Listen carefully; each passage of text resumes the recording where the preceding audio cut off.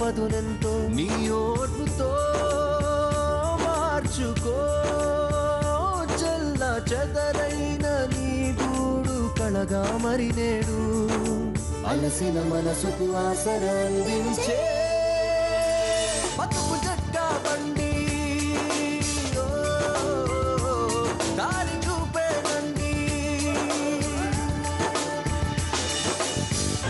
ఇది కథ కాదు జీవితం.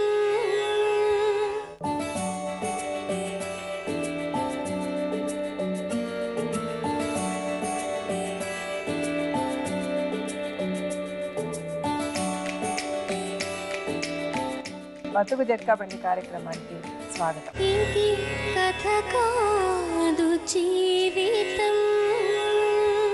పరస్పర గౌరవం లేని చోట ఏ బంధము నిలబడదు. కుటుంబం అన్నాక ప్రేమ ఆప్యాయతలతో పాటు విలువలు కూడా ముఖ్యం. విలువలు తెలియని ఒక కుటుంబంలోకి, గౌరవించాలన్న సంస్కారం తెలియని మనుషుల మధ్యకి, ఒక భర్తకి భార్యగా, ఆ కుటుంబానికి కోడలుగా వెళ్ళిన ఓ అమాయకురాలి నరక వేదన ఈరోజు బతుకు జట్కా బండిలో.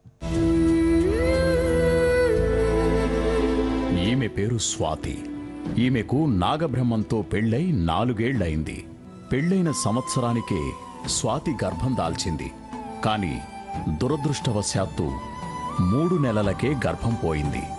విధివశాత్తు గర్భం కోల్పోయిన ఈమెను అత్తింటి వాళ్లు నిందించారు.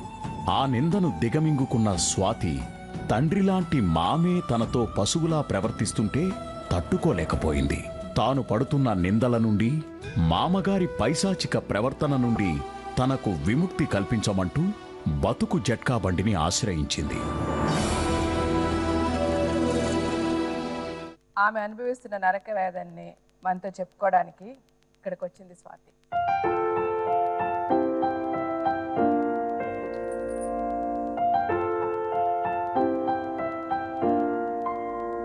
చెప్పు స్వాతి, నీకు ఎంత వయసు ఇప్పుడు? 19. ఇప్పుడు 19. నీకు పెళ్ళి ఎన్ని సంవత్సరాలు అయింది?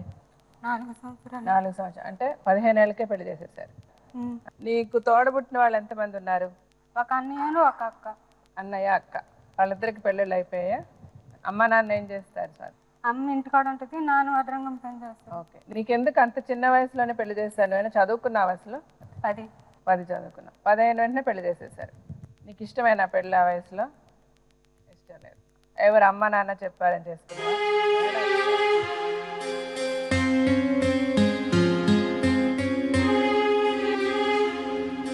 నువ్వు పెళ్లి చేసుకున్నప్పుడు నీకు ఇష్టం లేదు. మీ ఆయనకి ఎంత వయసు అప్పుడు? 27. చాలా ఏజ్ డిఫరెన్స్ కూడా ఉంది మీ ఇద్దరికి కదా? మీ ఆయనకి ఎంతమంది కూడబుట్టిన వాళ్ళు, ఐ మీన్ అక్కలు, అన్నలు, తమ్ముళ్ళు, చెల్లెళ్ళు ఉన్నారా ఆయనకి? 2 తమ్ముళ్ళు ఉన్నారు, ఈయనే పెద్ద ఆయన. మీ అత్తగారు మామగారు ఉన్నారా? వాళ్ళిద్దరు ఉన్నారు. చెప్పు స్వాతి, నీ బాధ ఏంటి చెప్పు. నా ప్రెగ్నెంట్ వచ్చిందండి. పెళ్ళైన ఎన్ని నెలలకు వచ్చిందమ్మా ప్రెగ్నెన్సీ? సంవత్సరానికి ప్రెగ్నెన్సీ వచ్చింది. అయితే సంవత్సరంలో 3వ నెల ఇంకా 2 రోజులు నిదానంగా పోయింది. 3 నెలల తర్వాత పోయింది. అంటే నీకు 16 ఏళ్ళప్పుడు నువ్వు ప్రెగ్నెంట్ అయ్యావు, అంతేగా? సరే అమ్మా. అయితే ఈ ప్రెగ్నెంట్ తో ఉన్నప్పుడే మా మామయ్య నన్ను అడిగినాను. ఏమన్నాడమ్మా మీ మామయ్య చెప్పు. ప్రెగ్నెంట్ తో ఉన్నప్పుడు నేను స్నానం చేస్తుంటే చూశాడు. నువ్వు తలుపులు వేసుకునే ఉన్నావా? మరి స్నానం చేసుకున్నావు, తలుపులు వేసుకున్నా. మరి ఎట్లా చూసాడని నీకు? బెజ్జే ఉంది తలుపు, అందులో చూసాడని నువ్వు చూసినప్పుడు నువ్వు చూసావా? చూసా. ఇంకెళ్ళిపోతా ఉన్నాడు. పండుకున్నప్పుడు నైట్ పైకి లేపి చూస్తున్నాడు.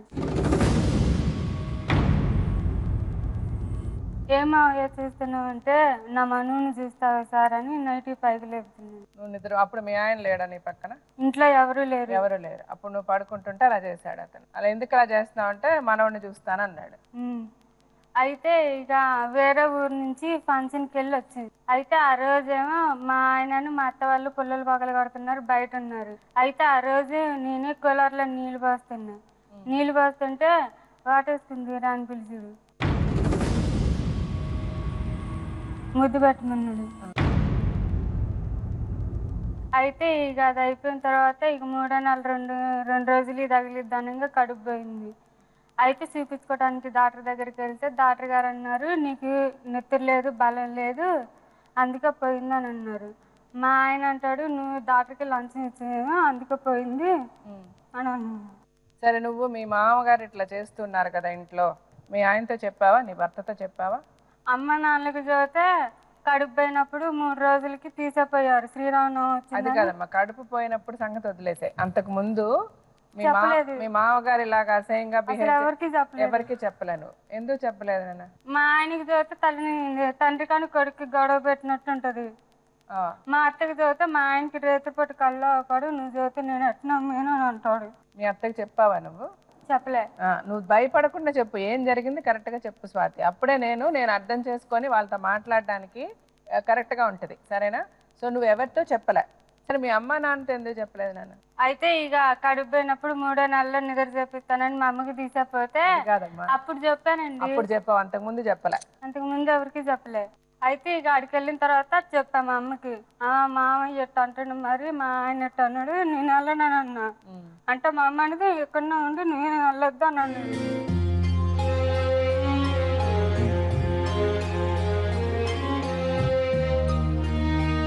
మా అమ్మ అనేది ఇక అయితే నా దగ్గర నేను ఉండలేనని, అంతలే ఇక ఆ ఊరు పెద్ద మనుషులు వచ్చి తీసుకొచ్చారు. నీకే బాధ లేదులే, నేను తీసుకుంటా నుంచి అని ఇక తీసుకొచ్చి వదిలిపెట్టిపోయారు. మళ్ళీ గొడవ వచ్చేంత వరకు బాగానే ఉన్నారా అందరూ?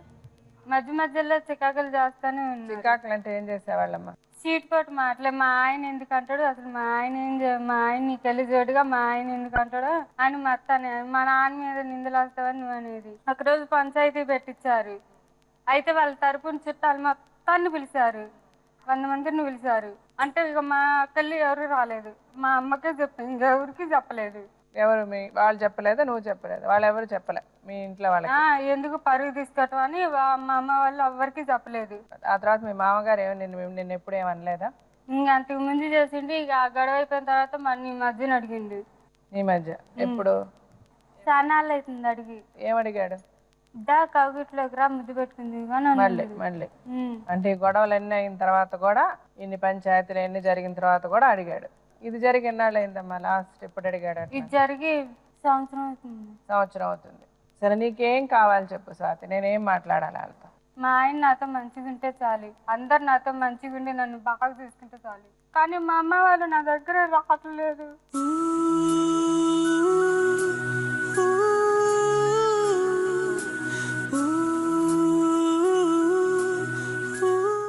ఎప్పటి నుంచి రావట్లేదు సార్? గొడవైన కాడి నుంచి. అంటే ఎవరన్నా రావద్దన్నారా? ఎవరు రావద్దన్నారు? అంటే ఈ గొడవ కడుపుపోయిన కాడి నుంచి ఇక మా అమ్మ నీ చచ్చిపోయి నిద్ర చేయడానికి వెళ్ళింది కదా, ఇంకా నాటాన్ని కాడి నుంచి మా అమ్మ అసలు రావట్లేదు. నువ్వు అడిగావా అమ్మని ఎందుకు రావట్లేదమ్మా అని? ఏమొచ్చాను మీ ఆయన ఎట్లా అంటుంటే అని అంటుంది. మీ నాన్న అసలు రాడుగా, ఎప్పుడు రాడు.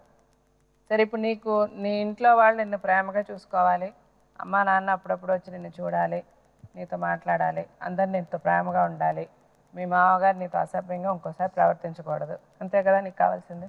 అదేనా? అమ్మ నాన్నలు రావాలి, వాళ్ళు ఎప్పుడు ఫోన్ చేస్తూ ఉండాలి, అత్త మామ మంచిగా ఉండాలి. సరే, నేను మీ ఆయన్ని పిలుస్తాను ఇప్పుడు.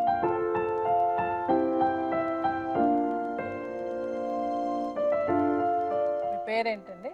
నాగబ్రహ్మ. మీకు అన్నలు తమ్ముళ్ళు ఉన్నారా? 2 తమ్ముళ్ళు ఉన్నారండి. 2 తమ్ముళ్ళు. చదువుకుంటున్నారా? ఒకళ్ళు చదువుకుంటున్నారు, ఒకళ్ళు కార్పెంటర్ పని చేస్తున్నారు. పెళ్ళిళ్ళు అయిపోయే వాళ్ళకి? కాలేదండి. లేదు. మీరు ఎక్కడ పని చేస్తున్నారు? జగ్గేపేట అండి. జగ్గేపేట. ఉండే జగ్గేపేటనా? పెనగంచిపూలు అండి. సరే, మీరు అందరూ కలిసే ఉంటారు? అందరం కలిసి ఉంటామండి. స్వాతి ఏం చెప్తుందంటే, తను పెళ్లి చేసుకున్నాక 1 yearకి తను ప్రెగ్నెన్సీ వచ్చిందని, అంతకుముందు మీ నాన్నగారు అంటే వాళ్ళ మామగారు ఆమెతో 2-3 సార్లు అసభ్యంగా ప్రవర్తించారన్న సంగతి చెప్పింది నాకు. ఆ విషయం మీకు చెప్పిందా తను? చెప్పలేదండి. ఇప్పుడు తను ఏంటంటే పాప మాట్లాడితేనే తన కళ్ళమ్మటి నీళ్ళు వస్తున్నాయి. అంటే చాలా ఒక అసహాయ స్థితిలో ఉంది తను.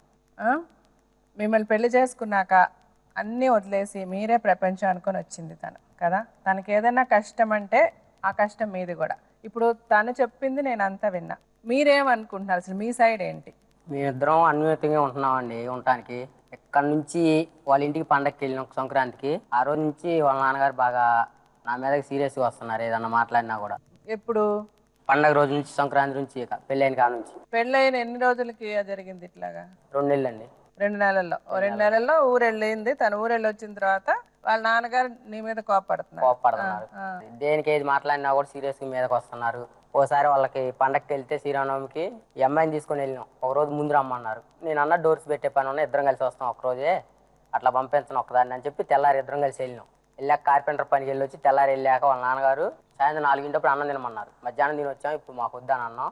బాగానే ఉన్నాం. అప్పుడు బాగానే ఉన్నాక సాయంత్రం అసలు ఎవరు రమ్మంటే వచ్చారా మీరు, మొహం మార్చుకొని కూర్చుంటున్నారు అంటే, నేను ఎక్కడ కూర్చుంటే వాళ్ళందరూ వచ్చి అక్కడ కూర్చోరంట. వాళ్ళు ఎక్కడ కూర్చుంటే లేడీస్ అక్కడికి వెళ్ళి నేను గుంపులో కూర్చోవాలంట. నువ్వు మందలో గడవవు అని చెప్పి నా మీద సీరియస్గా లేచారు. వారం రోజుల వరకు అసలు ఏం తినకుండా ఉన్నానండి అక్కడ. ఆ ఇంట్లోనే వారం రోజులు ఏం తినకుండా ఉన్నా. బాత్రూమ్ దగ్గర వేసినా కూడా మంచం రోడ్డు అమ్మట ఆడే పడుకున్నా ఇద్దరం. నేను ఇంట్లో పడుకున్నాను, మంచం అడిగితే నువ్వు పోయి లోన్ వేసుకోమని, కోడలను లోన్ వేసుకోమని మంచం మా ఇద్దరు బయట వేసారు. వరండాలు వేసుకుందామని వస్తే అడిగి తాగొచ్చి సోఫా వేసుకొని పడుకుంటా అక్కడ. తాగుతారు. వాళ్ళ మదర్ నన్ను చూడంలోనే 100 రూపీస్ ఇస్తే మందు వేసి వచ్చి కాముకు కూర్చుంటాడు. మేము ఇద్దరం ఏదైనా అనుకునేటప్పుడు వచ్చి అక్కడ నిలబడతారు. ఇద్దరు 3 పిల్లలు ఇద్దరు వచ్చి అక్కడ నిలబడతారు. ఏదైనా అనంలో సీరియస్ అవుతారు. నేను తనని శ్రీరామనవమి అయిపోయాక, వసంతం అయిపోయాక వెళ్దామన్నా, రానంది.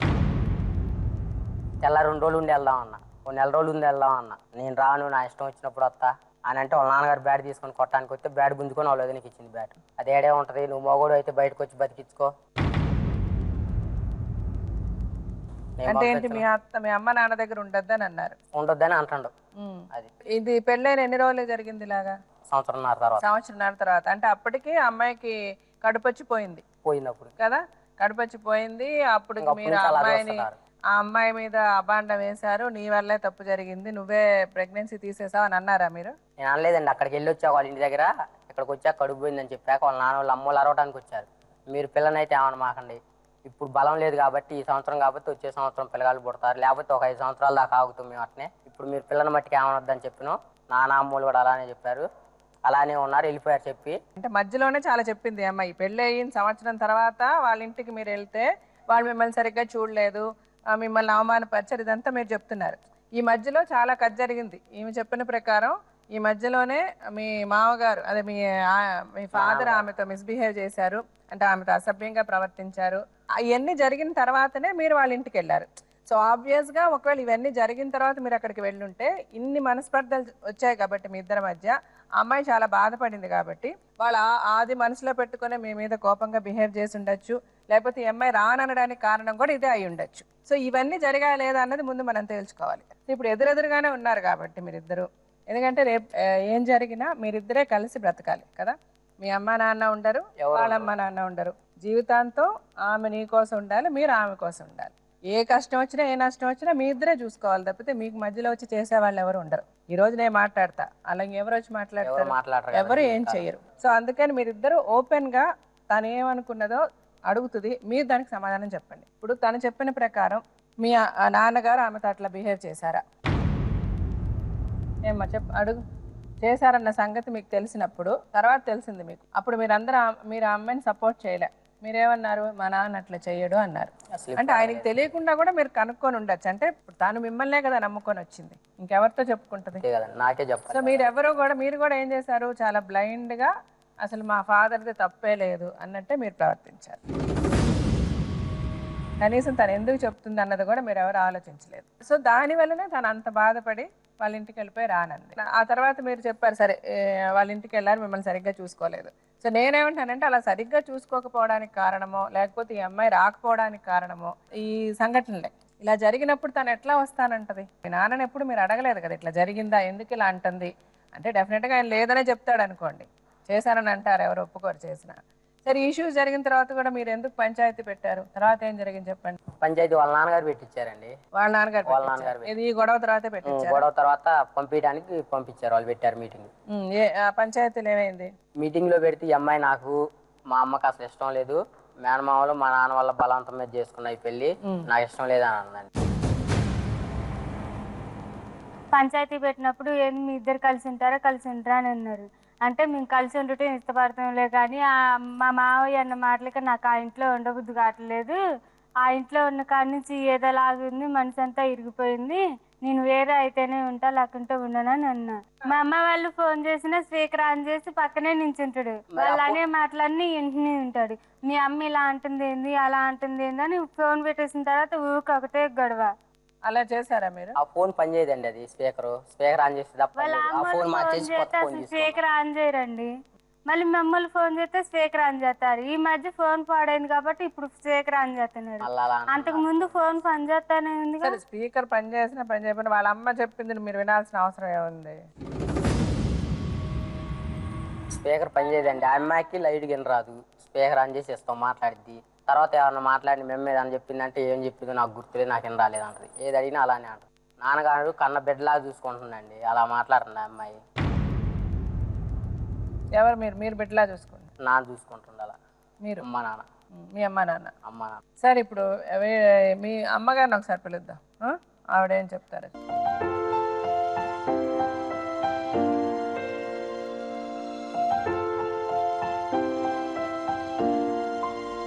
మీ పేరేంటన్నారమ్మా? కుమార్ అండి. కుమారి. మీకు ఇద్దరు కొడుకులా? ముగ్గురు కొడుకులు. ఈయన పెద్ద ఆయన. స్వాతి మీ కోడలు. స్వాతికి చాలా ప్రాబ్లమ్స్ ఉన్నాయి మీ ఇంట్లో. ఇప్పుడు తను ఏం చెప్తుందంటే పెళ్ళైన సంవత్సరం లోపలే, అంటే సంవత్సరం తర్వాత తనకి కడుపు వచ్చింది కదా, కడుపు పోయింది. ఈ కడుపు రావడానికి ముందే మీ భర్త తనతో అసభ్యంగా ప్రవర్తించారన్నది తను చెప్పిందంట. పంచాయతీ అప్పుడు మీ అందరికీ తెలిసింది. ఆ తర్వాత మీరు ఎప్పుడన్నా అసలు మీ ఆయన అట్లా ప్రవర్తించాడా అని చూసారా? అడిగారా? మీ ఆయన అడిగారా ఎప్పుడన్నా? పంచాయతీ తర్వాత కూడా అడగలే. ఎందుకు అడగలేదమ్మా? అంటే మీరు ఆయన అట్లా చేసి ఉండరని మీరు అనుకున్నారా? చేయడని మీకు నమ్మకం. అంటే మరి అలాంటి ఒక అబాండం, అంటే అలాగా ఒక అబాండం ఒక ఆడపిల్ల వేస్తుంది ఎవరి మీద జరగకపోతే? వెయ్యరు కదా. ఆ రోజు చెప్పిన రోజు కాకుండా తెల్లారే అమ్మ పనికి వెళ్ళాక సున్నం వేయడానికి వెళ్ళిపోయారు. సున్నం వేయడానికి వెళ్ళినప్పుడు నేను తలుపులు పెట్టి అడుగుతున్నాను నాన్నని. ఎలా చెప్పారు శివాజీ గారు, ఇప్పుడు అడుగుతున్నా అనే ఇంటికాడ అడుగుతున్నా. మధ్యాహ్నం అమ్మ లంచ్కి వచ్చింది. మీ ఇద్దరం అరుచుకునేటప్పుడు ఈ అమ్మాయి చెప్పినప్పుడు అడుగుతున్నా నాన్నని. నేను గుళ్ళోకి వచ్చి ప్రమాణం చేస్తా, అది ఏమంటే అది చేస్తారా, బిడ్డలాగా చూసుకుంటా అట్ట అంటున్నారు, నువ్వు ఇంట్లో ఉండి బిడ్డలాగా చూసుకుంటున్నాడు ఆ అమ్మాయిని, ఏమైనా తేడా చూస్తున్నానేమో, మంచిగా చూస్తున్నా అని. ఇప్పుడు వాళ్ళ నాన్న వాళ్ళ నుంచి 10 సంవత్సరాల దాకా మా అమ్మ పంపించినాడు పోతే ఆ అమ్మాయి మారట్లేదంటే ఈ 4 నెలలు బాగానే ఉంది. అడగండి ఏమైనా ప్రాబ్లం చేశారు? ఈ 4 నెలల ప్రాబ్లం ఉందని తను చెప్పలేదే. అందుకే మరి మేము చూసుకుంటూనే ఉన్నాం అండి. అలాగే స్నానం చేసేటప్పుడు చూసినప్పుడు కూడా నేను చెప్పినమ్మా, అట్లా చేయకూడదు, ఆమె చిన్నపిల్ల, మన కోళ్ళు, మనకే పరువు నష్టం పని. సో అతను చూసాడు స్నానం చేసినప్పుడు? చూడలేదమ్మా, అట్లా డోర్ తీయిపోయింది. అట్లా తీయిపోయాక నేను గజ్జించాను. అంటే అతనికి తెలిసే తీయిపోయాడు? ఆమె లేదనుకొని. మరి ఆమె లేదనుకొని తీసినప్పుడు మీరు ఎందుకు ఆయన తిట్టారు? ఇలా చేయకూడదు మన కోళ్ళని మీరు ఎందుకు అంటారు? నేను చూసిన కదా ఆమెలో. అవును, అప్పుడు మీరేమనాలి? నువ్వు కొంచెం జాగ్రత్తగా ఉండయా, బుర్రా బుద్ధి ఉందా, పిల్ల బాత్రూమ్ లో ఎవరు ఉన్నారని చూసుకోవాలి కదా, అలా అనాలి. కానీ అలా చేయకూడదు, మన కోడల్ని చూడకూడదు అని మీరు అంటే, మీరు అన్నది ఎలా ఉందంటే అది కావాలని చూసినట్టు. కోడలే కదండి అందులోకి వెళ్ళింది, మీరు గబగా వెళ్ళి చేస్తున్నారు, మన పొరువే పోద్ది, మీరు ఎందుకు కాదమ్మా. మీరు చెప్పే దాంట్లో ఒక క్లారిటీ లేదు. ఇప్పుడు నేనేమంటున్నానంటే, తెలియకుండా బాత్రూమ్ లో ఎవరున్నారో తెలియకుండా తలుపు తీస్తే అప్పుడు మనం ఏమని తిడతాం? బుద్ధుందా, చూసుకోవా ఎవరున్నారని బాత్రూమ్ లో అంటాం. ఇప్పుడు మీరేమన్నారు? మన పరువు పోద్ది కదా మన కోడలు పిల్ల అని అంటే అర్థం ఏంటి? ఆయన కావాలని చూసినట్టే. ఆయన మనసులో మాట నాకు తెలియదు కదా. మనసులో మాట తెలియదమ్మా, బట్ ఇప్పుడు మాట ప్రకారం మీరు అన్న దాంట్లోనే తెలుస్తుంది. హలో, రాంబాబు గారా మాట్లాడేది? అవునండి, నాగబ్రహ్మచారి వాళ్ళ నాన్నని. నమస్తే రాంబాబు గారు, నేను జీవిత మాట్లాడుతున్నానండి, రాజశేఖర్ గారి భార్యని. అదే, నమస్తే మేడం గారు. నమస్తే. రాంబాబు గారు, ఇప్పుడు మీ కోడలు స్వాతి, మీ అబ్బాయి నాగబ్రహ్మం గారు, మీ భార్య అందరూ నా దగ్గర ఉన్నారండి. అవునండి. అదే ఇప్పుడు స్వాతి వచ్చి తన కష్టం, తను పడుతున్న బాధ మాతో చెప్పుకోవడానికి ఇక్కడికి వచ్చింది, ఈ బతుకు జట్కా బండి ప్రోగ్రామ్ కి. అవునవును. తను ఇప్పుడు మెయిన్ గా తన బాధ ఏంటంటే, పెళ్ళైన కొత్తలో మీరు ఆమెతో అసభ్యంగా ప్రవర్తించారని చెప్తుంది. లేదండి, అవన్నీ కావాలని కాల్చుకోవటమే. 3 నెలల గర్భిణి ఆ బాబుని మనం అలా అంటాం. 40 రోజులు సంఘంలో కూడా చెప్పడం కూడా అంతే చెప్పింది. ఏమని చెప్పింది? ఇదే 40 రోజులు గర్భిణి, నేను పిల్లగాడిని ముద్దు పెట్టుకుంటా, పట్టుకుని అని చెప్పింది. నేను అన్నది కాదమ్మా, మీ అమ్మ మీద మీకు నమ్మకం ఉంటే మీ అమ్మ కానీ మీ నాన్న కానీ మీ ఇష్టమైన గుళ్ళోకి వస్తా, నేను నా పిల్లతో పాటు నువ్వు, నేను ఎందుకమ్మా? ఇప్పుడు వాళ్ళ అమ్మ మీద నాన్న మీద లేకపోతే గుళ్ళు మీద ప్రమాణాలు చేస్తే నిజాలు అబద్ధాలు అయిపోగదండి. ఇప్పుడు తను అలాగ జరగని పక్షంలో ఒక ఆడపిల్ల అలా జరిగిందని చెప్తుందా ఎవరన్నా? అలాంటి అబద్ధాలు చెప్తారా? నా పిల్లతో పాటు చూసుకున్నా నేను. మా బజార్ వాళ్ళని అడగండి, చెబుతారు. సార్, ఇలాంటి విషయాలన్నీ బజార్ వాళ్ళకి తెలిసి చేస్తామండి. బజార్ వాళ్ళని అడగడానికి వినండి రాంబాబు గారు, నేను చెప్పేది ఒకటి వినండి. ఇప్పుడే మీ భార్య కూడా ఏమన్నారంటే, బాత్రూంలో ఒకసారి ఆ పిల్ల స్నానం చేస్తుంటే ఈయన వెళ్ళడం జరిగింది, అప్పుడు నేను కూడా తిట్టానమ్మా అన్నారు. నేను అన్నాను ఎందుకు తిట్టారండి ఆ అమ్మాయి స్నానం చేస్తుంటే? నేను అసలు అట్లా చూసేవాడిని కాదండి. మరి ఎట్ట చూసేవాళ్ళండి? అసలు ఏ రకంగా నేను ఆ అమ్మాయి భావించుకున్నా, నా పిల్లలాగానే నేను భావించుకున్నా. నేను ఒకటే చెప్తాను రాంబాబు గారు, ఒకటి మటుకు ఏంటంటే, అంటే నేను ఆ అమ్మాయి సైడ్ మాట్లాడలే, ఆ అమ్మాయి చేసిన తప్పులు కూడా ఉన్నాయి. ఒక ఆడపిల్ల ఇలాగ నేను స్నానం చేస్తుంటే ఎవరో చూశారు, అదే మా మామ చూశారు, లేకపోతే మా మామ నన్ను ఇలా అన్నారని ఒక ఆడపిల్ల జరగని విషయాన్ని చెప్పడం అనేది నాకు తెలిసి జరగదండి. అలాంటి అబద్ధాలంటే తనని తను అసహ్యం చేసుకునే విధంగా ఏ స్త్రీ మాట్లాడదు, జరగకపోతే అలాంటి ఒక ఇన్సిడెంట్. ఆ అమ్మాయి మాట్లాడుతుంటేనే ఆ అమ్మాయి కళ్ళమట్టి నీళ్ళు, ఆ అమ్మాయి మనసులో బాధ. మీ ఇంటికి ఆ అమ్మాయి వచ్చేసరికి ఆ అమ్మాయి వయసు ఎంతండి? 15 సంవత్సరాలు. చిన్నపిల్ల, తనకి జీవితం అంటే ఏంటో తెలియదు, పెళ్ళంటే ఏంటో తెలియదు, సంసారం అంటే ఏంటో తెలియదు కదా. అలాంటి సిచ్యువేషన్ లో అలాగ ఇప్పుడు పోనీ ఆ పిల్ల చాలా మెచ్యూర్డ్ ఏజ్ లో ఉంది, సో ఇలా ఒక ప్లాన్ చేసి ఇలా చెప్పింది నా గురించి అనడానికి కూడా ఆ పిల్ల వయసు పర్మిట్ చేయడు. స్వాతి మాట్లాడుతుంది, మీరు స్వాతికి సమాధానం చెప్పండి. మావయ్య ఏందమ్మా? నువ్వు చూడలేదా? నేను అసలు చూడలేదు. మనం ఎందుకు చూద్దాం? దేవుడికే తెలుసు, నీకే తెలుసు. గంజీరు పోయిన రోజు బయట పిల్లలు పగలు కడుతుంటే నువ్వు అడగలేదా కూలర్ లో నీళ్లు పోస్తుంటే? నువ్వు అట్లా మాట్లాడుతున్నారు, మరి ఎందుకు మాట్లాడుతున్నారు మీకే తెలుసా, దేవుడికే తెలుసు. అంటే నేనే కావాలని చెప్పుకుంటున్నానా? అది నీకే తెలుసు, నేనంటే చెప్పాను. ఇప్పుడు అత్తయ్య నా మీద పని మొత్తం వేసిపోతుంది, ఇల్లు చేస్తున్నావు నువ్వు. మీ పక్కన ఎవరండి మాట్లాడేది? రాంబాబు గారు, నా పిల్లలాగా చూసుకొని నాకు 3 వినండి.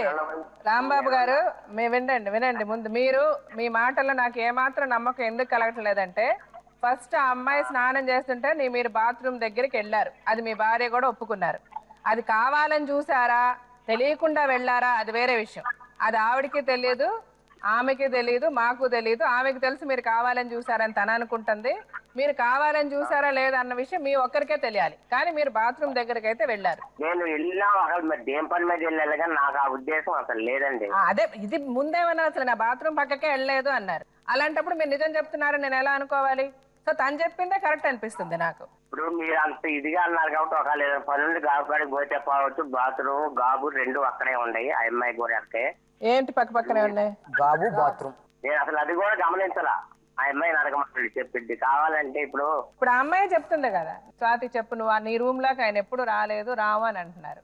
నువ్వేం చెప్పావు? ఇప్పుడు నువ్వు అబద్ధం చెప్తున్నావా, ఆయన నిజం చెప్తున్నారా? నేను అబద్ధం ఎందుకు చెబుతానండి కదా. నువ్వు చెప్పు మరి, రూమ్ లోకి రాలేదు అని అంటున్నారు. ఆయన అడగండి. ఆయన రూమ్ లోకి వచ్చిండండి, నేనే తలుపులు వేసుకుంటున్నా అప్పుడే.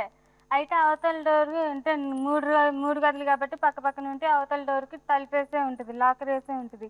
అయితే ఈ తలుపు కూడా వేసుకుంటుంటే వచ్చిండు. అయితే అప్పుడే టాబ్లెట్లు వేసుకుందామని వేసుకుంటుంటే వచ్చిండు. ఒకసారి మనం పట్టు చూపియమ్మ, మనవుని చూస్తా అని అన్నాడు. అంటే తప్పు మావయ్య, ఇలాంటివి అడగకూడదు నువ్వు అని నేను అన్నా. రాంబాబు గారు నీకు సమాధానం ఏంటి? 40 రోజులకండి ఏం కానొస్తుంది పట్లో, నేను ఏం చూపించమంటా. మరి ఆ అమ్మాయి ఎందుకు చెబుతుందో ఏందో నాకు తెలియట్లేదండి. 40 రోజులకి ఏం కనబడద్ది, 30 రోజులకి ఏం కనబడద్ది నేను అడుగుతానంటే అదే సమాధానం. అడగాలనుకున్న వాళ్ళు 10 రోజులకి అడగచ్చు, 15 రోజులకి అడగచ్చు. వాళ్ళ అమ్మగారి ఇంట్లో అట్లా ట్రైనింగ్ ఇచ్చారు ఆ పిల్లకి.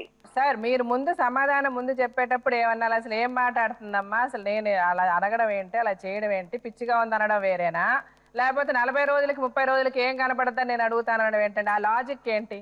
ఇలాగ ఎవరు మాట్లాడతారంటే తప్పు చేసిన వాళ్ళే మాట్లాడతారు. నిజంగా నాకైతే అలాగే అనిపిస్తుంది. ఏమ్మా నా మాటలు కరెక్ట్ అని మీ భార్య కూడా అంటున్నారు ఈ పక్కన. ఇప్పుడు సమాధానం ఏమనాలి? చిచ్చి అసలు ఏం మాట్లాడుతుందమ్మా పిల్ల, అర్థం ఉందా, నాకే వినడానికి బాధగా ఉందా అంటారా? 30 రోజులకి చూస్తావా, 40 రోజులు చూస్తావా అంటారమ్మా? మీరేం చెప్పలేరు, కరెక్టే. మీరు ఏం చెప్తారు చెప్పండి. మీరు ఏదో చెప్తారని మేమే మిమ్మల్ని అడగలే. నేను యాక్చువల్గా మీతో మిమ్మల్ని లైన్లో తీసుకున్నది కూడా ఏంటంటే, తప్పులు జరిగి ఉండొచ్చు ఎవరి జీవితంలో అన్నా. ఒకవేళ నిజంగా అలా జరిగున్నా మీరేమనాలి, ఏదో పొరపాటున ఏదైనా జరిగినా కూడా ఆ పిల్ల మిస్అండర్స్టాండ్ చేసుకున్నా, ఇక్కడి నుంచి మేము జాగ్రత్తగా చూసుకుంటామమ్మా, ఆ పిల్లని నమ్మకంతో మా ఇంటికి రమ్మని చెప్పండి అని మీరంటే అది వేరే. ఇప్పుడు మీరు చెప్పేదానికి ఒక్కొక్క దానికి లాజిక్ మాట్లాడుతున్నారు మీరు. రాంబాబు గారు ఒక్క నిమిషం, ఇక్కడ మీ భార్య ఉన్నారు, ఆవిడలో నాకు చాలా నిజాయితీ కనిపిస్తుంది. ఆవిడ ఏది మాట్లాడినా చాలా కరెక్ట్ గా మాట్లాడుతున్నారు. నిజం మాట్లాడుతున్నారు. దాన్ని మీరు అనుకోవటమేనండి, నేను చెప్పలేను. ఇంకా అంతకన్నా నా దగ్గర సాక్ష్యాలు ఇవన్నీ ఉండవు. అలాంటి మనిషిని కాదు అనే ఒక మాట నమ్మకంగా నేను చెప్పగలుగుతా. అవును, మీకు ఏమైనా మీ వారికి రాత్రులు కనబడదా అమ్మా? మెదడువాపు జబ్బు వచ్చింది. మీకు రాత్రిపూట కనబడవా కళ్ళు? లేదండి, కన్ను ఆపరేషన్ చేసుకున్న మెదడువాపు జబ్బు వచ్చింది 20 ఏళ్ల కింద.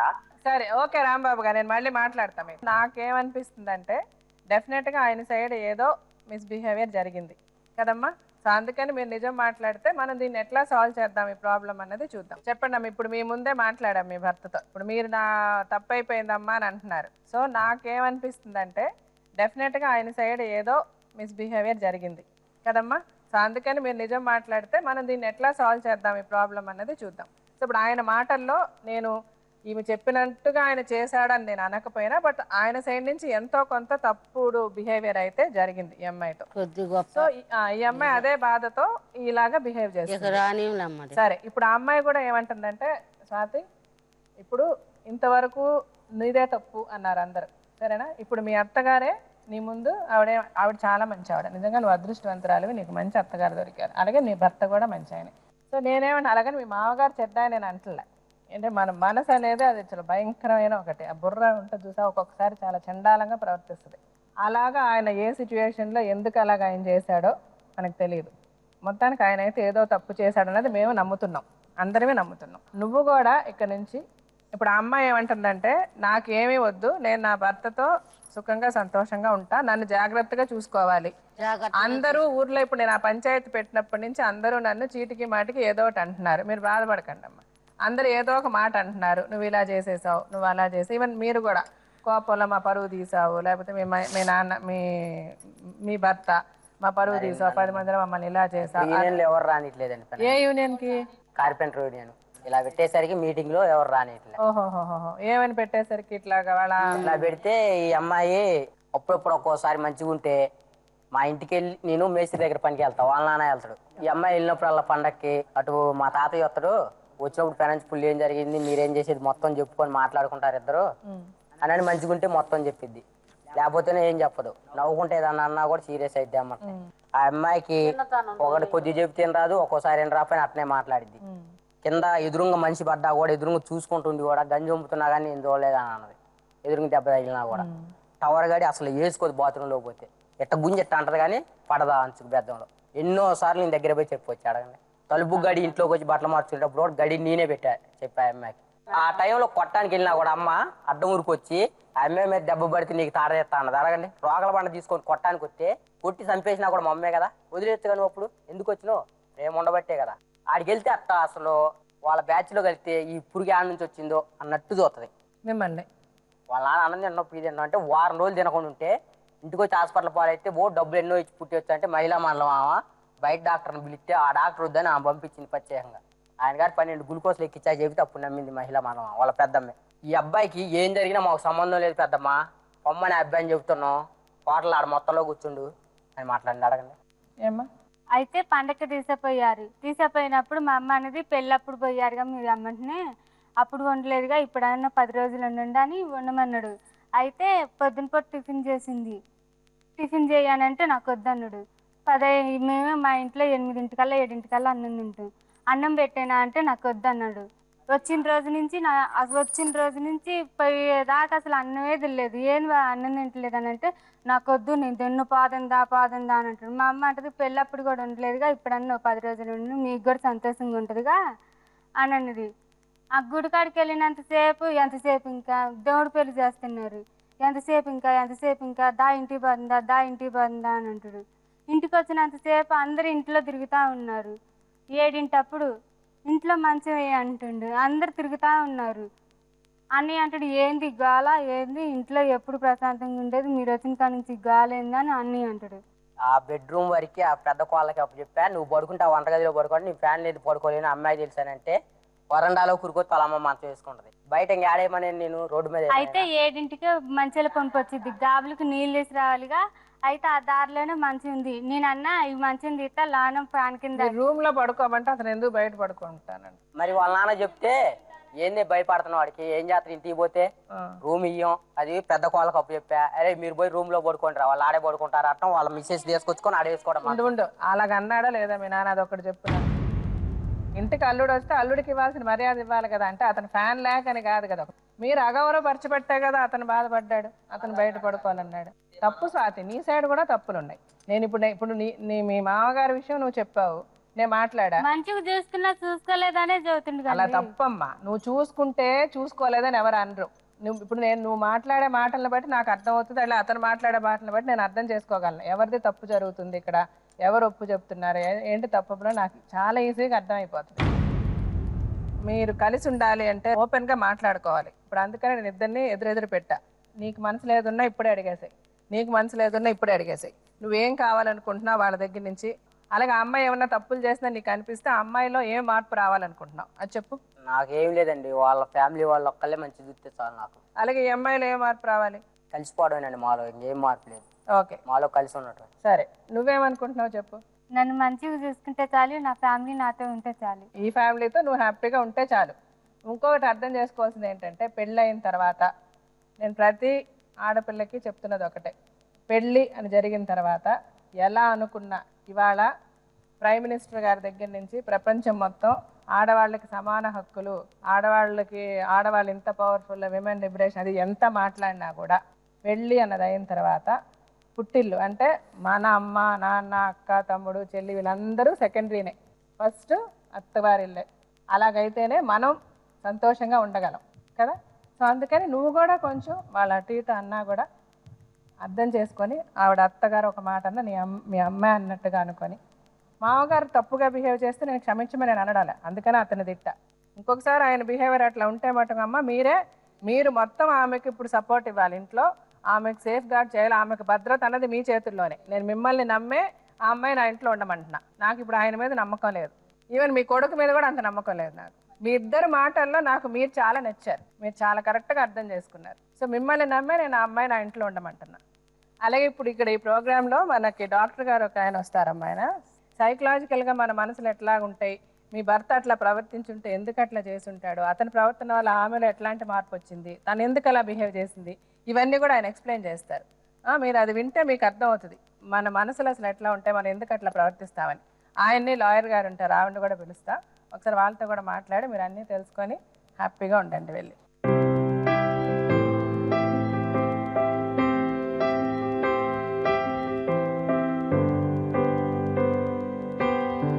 సరే వీళ్ళ కేసు విన్నారు మీరు, స్వాతి. ఇప్పుడు యాక్చువల్గా ఇక్కడ మెయిన్ నాకు అనిపించింది మెయిన్ ప్రాబ్లం వాళ్ళ ఫాదర్ ఇన్ లా, ఆ మామగారి దగ్గర నుంచి ఆయన మెయిన్ కల్ప్రిట్ అక్కడ స్టార్ట్ అయింది. తనలో ఒక అభద్రత అన్నది వచ్చేసి తనని ఎవరు అర్థం చేసుకోవట్లేదు అన్న దీంతో తను ఇంకా వాళ్ళ ఫ్యామిలీ అందరూ కూడా ఇతని కొంచెం ఇల్ట్రీట్ చేయడం అన్నది కానీ వాళ్ళ బిహేవియర్ కానీ, సో దానితో ఇద్దరి మధ్య ఈ మనస్పర్ధలు మాట అనుకోవడం, వాళ్ళిద్దరూ కలిసి ఉండాలని. అలాగే వాళ్ళ అత్తగారు కూడా చాలా బాధ్యతగా ఉన్నారు. ఆవిడ ఐ మీన్ ద వే ఆవిడ అర్థం చేసుకున్నది కూడా సిచ్యువేషన్స్ సినారియో చాలా కరెక్ట్గా అర్థం చేసుకుంది ఆవిడ.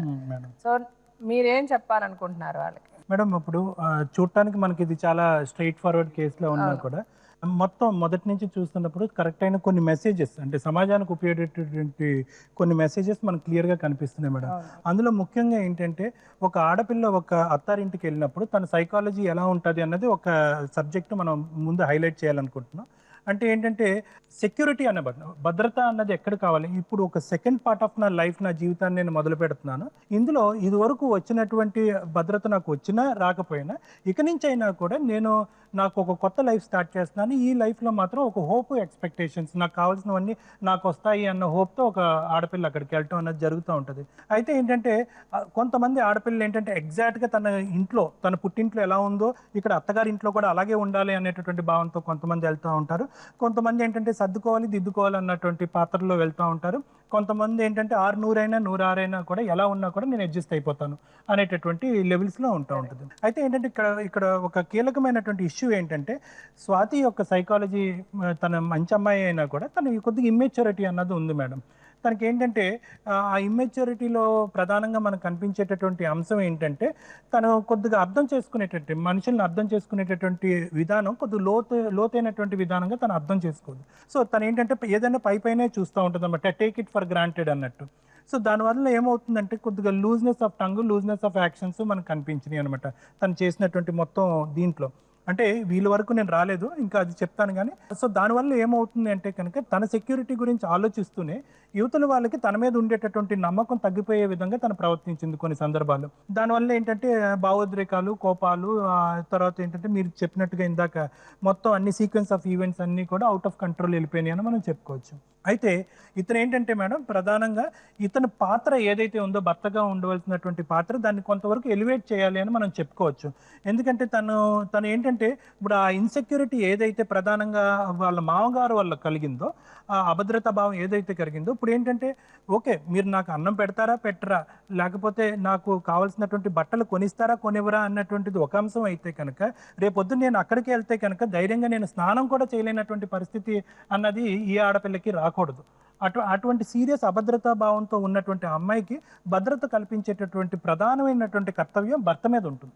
సో అది కాకుండా అప్పుడు ఏంటంటే ఆ భద్రత ఇవ్వకపోగా నాకు ఇంకా ఇది జరగలేదు, అది జరగలేదు, నువ్వు ఇలా చేయలేదు, అలా చేయలేదు అని పెట్టేటప్పటికి ఆ అమ్మాయి పరిస్థితి ఆగమ్య గోచరంగా ఫుల్ కన్ఫ్యూజన్లోకి వెళ్ళిపోయింది. నాకు ఏం వస్తుంది ఏం రాదు అనేటువంటితో తను ఆటోమేటిక్గా ఒక కంక్లూజన్, ఒక క్లైమాక్స్కి వచ్చేసింది మేడం.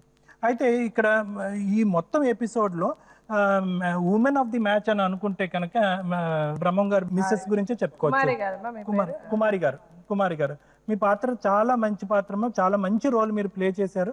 నేను ఎప్పుడు ఒకటే అంటూ ఉంటాను, ఎంత పెద్ద జాయింట్ ఫ్యామిలీ అయినా అయ్యి ఉండొచ్చు, ఎన్ని సమస్యలైనా ఉండొచ్చు, మీలాంటి ఒక ఆడావిడ ఉంటే కనుక అటువంటి ఫ్యామిలీ చాలా ఈజీగా బ్యాలెన్స్ అవుతుంది అనేటటువంటిది. అయితే ఏంటంటే మీ పాత్ర కూడా మళ్ళీ ఇంకో చాట ఎలివేట్ చేసుకోవాలి. అది ప్రధానంగా ఏంటంటే మీ భర్తను కంట్రోల్ చేసేటటువంటి దాంట్లో. ఎందుకంటే మీరు మీ భర్తను కంట్రోల్ చేయలేకపోతే సమాజంలో ఇంకెవరు కంట్రోల్ చేయలేరు. సో ఇలాగే ఎవరి పాత్ర వాళ్ళని ప్లే చేయగలిగితే కనుక ఈ ఫ్యామిలీ చాలా హ్యాపీ ఫ్యామిలీ, కలకాలం ఇలాగే హ్యాపీగా ఉంటుందని నా ఉద్దేశం. అలాగే అమ్మాయి తిండి విషయంలో దాంట్లో తానే వచ్చే మీరు ఇంకా మీ బిడ్డలా చూసుకోవాలి. మీరు కూడా ఇప్పుడు ఆ పిల్ల మంచిగా ఉంటేనే కదా రేపు మీకు మనవడా మనవరాలు పుట్టాలి కదా. మీరు చెప్పండి మ్యామ్.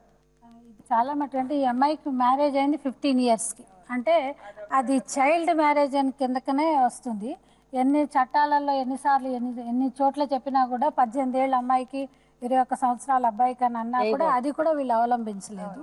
ఇంకోటి వీళ్ళు మన మెయిన్ ఎయిమ్ ఏంటంటే ఫ్యామిలీని నిలబెట్టాలి అని. కాకపోతే మీ మామగారు చేసిన పని మాత్రం అసలు ఎవ్వరూ హర్షణీయ చేసే పని కాదు. ఎందుకంటే అవి ఎంత భయంకరమైన సెక్షన్స్కి అట్రాక్ట్ అవుతాయంటే 354 ఆఫ్ IPC అవుట్రేజ్ మోడెస్టీ అంటారు. అంటే ఆడవాళ్ళ ఒక గౌరవాన్ని భంగం చేసే ఏ చర్య అయినా, అంటే అది ఆ యాక్ట్ ఎంత కులంకుశంగా వివరించిందంటే ఈవెన్ జెస్చర్స్, చూపులతోటైనా మాటలతోటైనా యాక్ట్లతోటైనా ఎవరినైనా ఏ ఆడవాళ్ళనైనా హింసించినట్టయితే ఆ సెక్షన్కి లోబరుస్తారు అని అంటారు. చూసి ఒకవేళ ఏదన్నా కూడా పదాలు ఉపయోగించిన అంటే అలాంటివన్నీ కూడా ఈ యాక్ట్లో ఉన్నాయమ్మా. ఒకవేళ ఆ అమ్మాయి, మన ఉద్దేశం అయితే ఇప్పుడు మేము వివరించే అవకాశం ఎందుకంటే అంత సీరియస్ అయినా ఆయన పని చేశారు కనుక ఆ సెక్షన్లోకి ఆయన అట్రాక్ట్ అవుతారు అని చెప్పడం. ఇంకోటి ఇక అమ్మాయి పంచాయతీ పెట్టడం మూలాన మీకు మానసికంగా బాధ అనిపించింది అని అన్నారు కదా, అలాంటి పంచాయతీలు ఇలాంటివి ఏమీ కాకుండా కౌన్సిలింగ్ సెంటర్స్లో పెడితే ఏమైపోతుందంటే అక్కడ ట్రైన్డ్ కౌన్సిలర్స్ ఉంటారు, అక్కడ వాళ్ళ పర్సనల్ విషయాలు మాట్లాడరు కనుక ఒక సిస్టమేటిక్గా మీకు కౌన్సిలింగ్ అనేది ఏర్పరుస్తారు. అలాంటిది కూడా మనం ఇక్కడ నుంచి వాళ్ళకి పంపిస్తే డెఫినెట్గా ఇది ఈ ప్రాబ్లమ్ సొల్యూషన్ అనేది దొరుకుతుంది. సో నువ్వు అదే ఫస్ట్ నువ్వు అర్థం చేసుకొని జీవితాన్ని ఏదున్నా ఫస్ట్ ఎలాంటి ఇన్సిడెంట్ జరిగినా ముందు మీ అత్తగారికి, నీ భర్తకి, ఫస్ట్ నీ భర్తకి చెప్పాలి నీకు ఏ కష్టం కలిగిన. ఎందుకంటే నీకు జీవితంలో చేదోడు వాదోడుగా ఉండేది ఓన్లీ భర్తనే. ఈ రోజు నుంచి మీ అమ్మ రారు, మీ నాన్న రారు, ఎవరు రారు. నీకు ఏదొచ్చినా నువ్వు ఫస్ట్ కాన్సన్ట్రేట్ చేయాల్సిందో, నీకు ఏ కష్టం వచ్చినా చెప్పుకోవాల్సిందో ఏదన్నా భర్తే. ఎప్పుడు ఎలాంటి ఇన్సిడెంట్ జరిగినా నువ్వు వెంటనే చెప్పాలి. నువ్వు చెప్పకపోవడమే పెద్ద తప్పు నీ జీవితంలో. అందువల్ల నీకు ఇన్ని ప్రాబ్లమ్స్. ఆ రోజే కనుక నువ్వు మాట్లాడుంటే ఇంత అర్థం చేసుకున్నావు, అప్పుడే ఆవిడ అర్థం చేసుకున్నది. మొదటి ఇన్సిడెంట్ జరిగినప్పుడే చెప్పేసి ఉంటే ఆ రెండు కూడా జరిగి ఉండేవి కాదు. ఓకే, అలాగే మీ అమ్మ నాన్నతో నువ్వు సీక్రెట్గానే మాట్లాడుకో. ఆ అమ్మ ఏం మాట్లాడుతున్నా మీకు అనవసరం. అర్థమవుతుందా? నువ్వెంత భర్త అయినా అమ్మతో తను మాట్లాడుకునేది అమ్మే, నాన్నే. భర్తతో మాట్లాడే విషయం అమ్మతో మాట్లాడలేదు, అమ్మతో మాట్లాడే విషయం భర్తతో మాట్లాడలేదు. అంతే కదా? నువ్వు కూడా ఆ స్పేస్ అమ్మాయికి ఇవ్వు జీవితంలో. ఈ రోజు నుంచి నువ్వు ఆ అమ్మాయిని జాగ్రత్తగా చూసుకో. అటు వచ్చి కూర్చో, మీరిద్దరు పక్కన కూర్చోండి. లేకపోతే ఈ అమ్మాయిని ఇటు పంపించేనా? సరే నువ్వు ఇటు వచ్చాయి.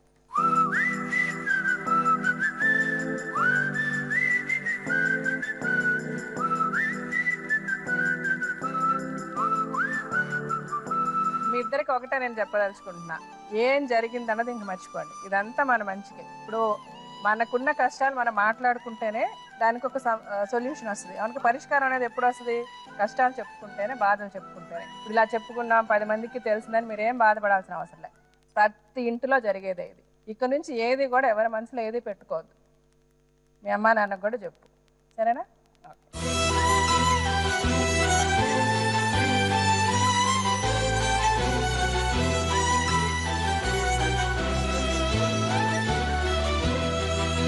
ఆడపిల్ల సామాజిక భద్రత కోసం ఎన్నో చట్టాలను తీసుకొచ్చి ప్రభుత్వాలు ఎంతో కృషి చేస్తున్నాయి.